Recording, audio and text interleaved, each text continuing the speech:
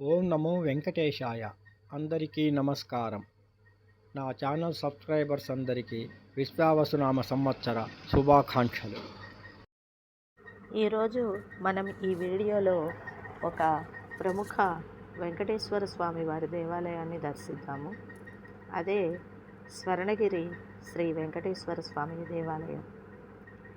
ఈ దేవాలయం తెలంగాణ రాష్ట్రంలోని యాదాద్రి భువనగిరి జిల్లాలో ఉన్నది.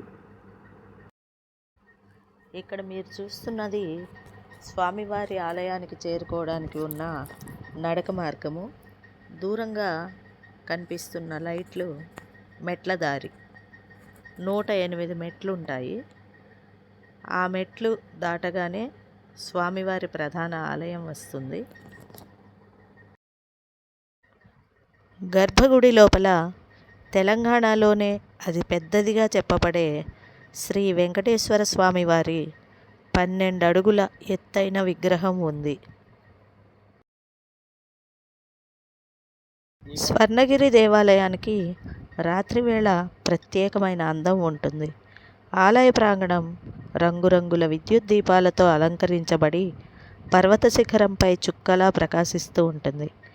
దీపారాధన సమయంలో భక్తుల కీర్తనలు, గంటల మ్రోగింపు, మంగళ వాయిద్యాలు ఆలయానికి ఆధ్యాత్మిక మహిమను చేరుస్తాయి.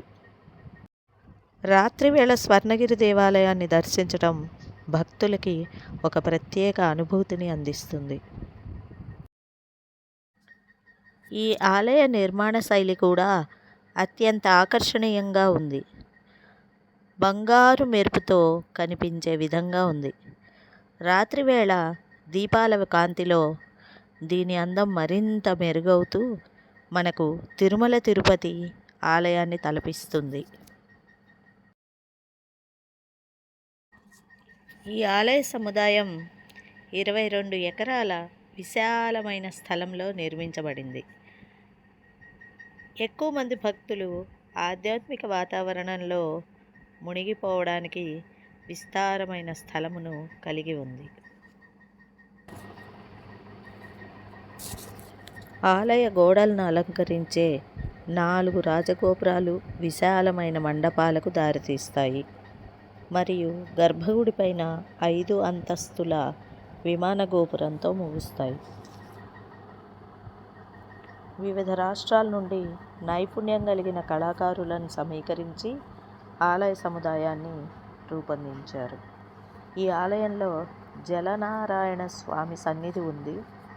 ఇది నీటితో నిండిన గర్భగుడి. సాయంత్రం వేళల్లో దీపాలతో ప్రకాశిస్తూ సందర్శకులకు దృశ్య ఆనందాన్ని అందిస్తుంది.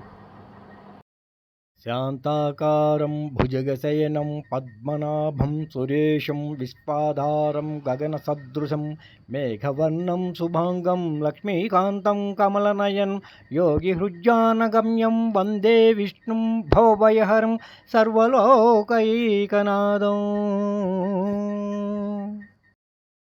ఈ ఆలయానికి రోడ్డు మార్గం బాగా అనుసంధానించబడి ఉంది. హైదరాబాద్ నుండి, వరంగల్ నుండి బస్సు సర్వీసులు మరియు ప్రైవేట్ రవాణా వాహనాల్లో సులభంగా చేరుకోవచ్చు.